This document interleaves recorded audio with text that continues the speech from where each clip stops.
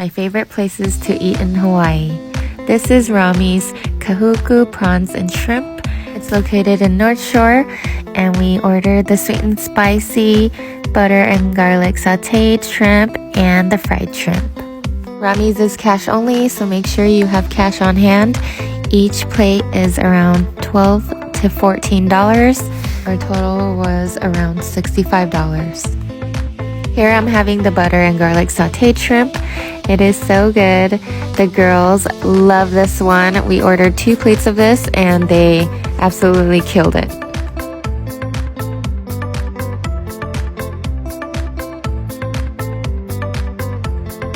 And you just have to use your hands.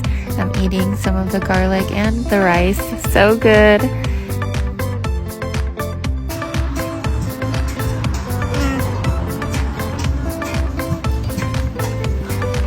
Takes the spot every time. Every time.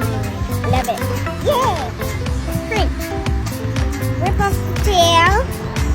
And then you just rip off the shells. Wow. This one is the sweet and spicy shrimp. It's so juicy and flavorful. So yummy. This one's my favorite one. It's fried shrimp. It comes super hot.